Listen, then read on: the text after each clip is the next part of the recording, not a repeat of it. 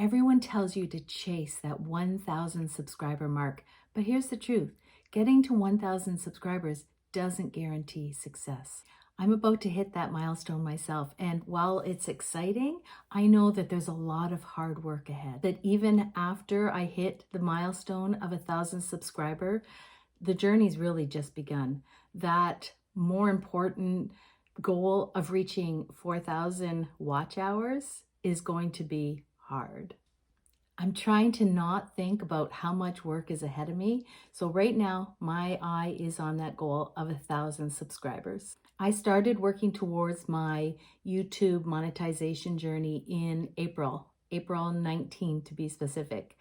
And I put more time and energy in it than I initially thought that I would. Last week, I did a video mainly talking about how some of the mistakes that I made in my YouTube journey slowed me down, and specifically consistency. As a follow-up, I wanted to do a video on maybe some more of the positive aspects of my YouTube journey. Before I start, if you're an old friend, then welcome back. I appreciate you so much. And if you're new to my channel, then welcome. My name's Patty. On my channel, 60 is the new 60. I want to show that we aren't trying to be 40. I want to redefine what's possible over 60. I want to redefine what's possible for content creators over 50 or over 60 like myself. I've come up with 5 insights that I'd like to share with you. So these insights are mine, still learning, still trying to figure a lot out, but at the same time, proud of how much I've accomplished and that I've stuck it out. And this first one, I'm not even going to include, but it is make the decision to start. That's where it had to start for me. And then following up from last week, at the top of the list, I had to find out my unique voice. As you may know, YouTube is a crowded space, so I had to figure out my unique perspective. I gave myself permission to experiment with different topics and formats to see what felt authentic to me. In the beginning, it was all about aging well, and it turned into things like skincare and wrinkles, but I quickly realized that that wasn't my passion. It wasn't something that I could continue long-term to talk about. But I did what I knew to do at the time. I leaned into what I was familiar with, what I already knew, and what I was good at. I've taken courses on skincare, face fitness, face yoga, and I was familiar with these things. So when I was learning, when I was researching, and they asked, what's a topic that you could talk about that would be effortless? And for me, that was skincare. It was face fitness. It was the face massage. It just turned out that my passion and my desire to do that fizzled out a lot faster than I expected it to. So the sooner that you can find your niche, your focus, the more fulfilling the journey will be. The second insight that I would say is embrace imperfection and learn on the go. I'm really glad that I embraced this early on, because if I didn't post those bad videos, who knows where I'd be. But the truth is, and we know it up here, our first videos aren't going to be perfect. That's okay. The important thing is getting comfortable and improving. I had to experiment with what worked, and I had to get comfortable knowing that things were not going to be perfect. Personally, I wasn't looking for perfection, but I couldn't even wait for them to be as good as I wanted them to be. They always look better in my head than when I actually did them. So I made the standard for myself to be, is this the best that I can do today? And that had to be good enough. I have so many cringe-worthy videos. If I could say one thing, it would be focus on making content that feels authentic to you and grow and learn along the way. The third thing for me was learning that consistency meant more than just how often you post a video. When I first started, I posted 4 videos once a week, and things were going better than I expected. But when I lost momentum during the summer, I had a hard time getting back to it. I struggled finding a rhythm.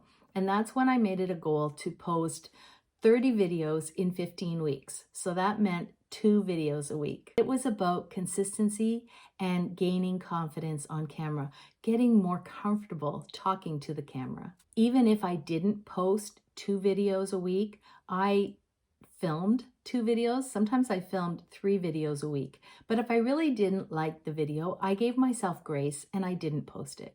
The important thing was that I kept practicing.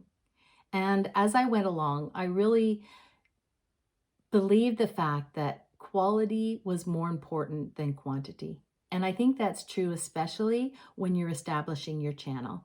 So consistency being more than just how often you post. I want to gain consistency in things like my message, my format, my tone. I guess overall personal branding.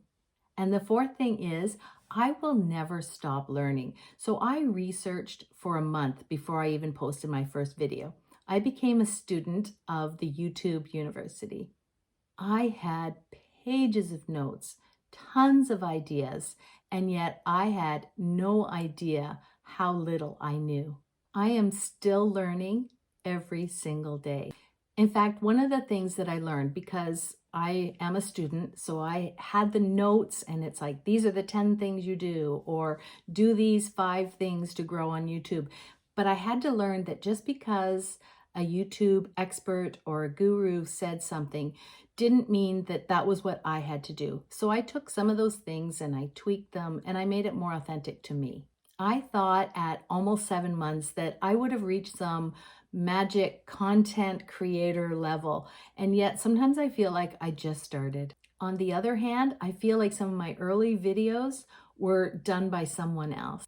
But I also know that if I didn't do those videos, I wouldn't be where I am now. So number 5 is have patience and commit to however long it takes. That's what I had to decide. So sure, 1,000 subscribers by the end of 2024 would be great. And if I'm monetized by April 2025, that's the goal. Building an audience takes time, sometimes years. Early on, I accepted that slow growth was part of the process. And I set small milestones to celebrate along the way. I celebrated random milestones like 725 subscribers. Another time was uploading 40 videos and then just still being here 6 months later. Those small wins kept me motivated.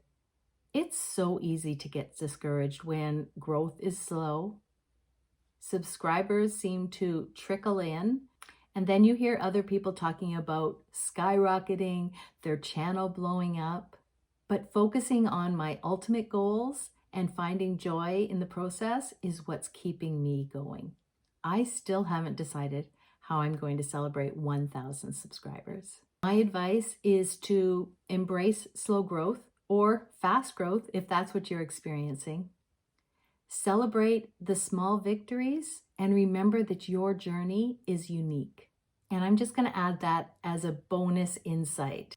Stay focused on your unique journey. Of course, it's tempting to compare yourselves to others, especially when you see them growing or getting tons of views. But I remind myself that I'm building something that's unique. I'm not following a one-size-fits-all path.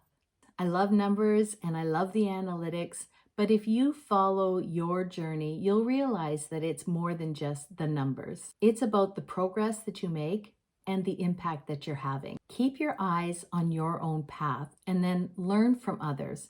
I love to learn from others, but I have to keep my eyes on what matters to me. As I reflect on my journey, I realize how exciting it is to reach 1,000 subscribers, but I also realize that it's not the whole story. What matters is the path that I'm carving out, that it feels authentic to me and that it resonates with others.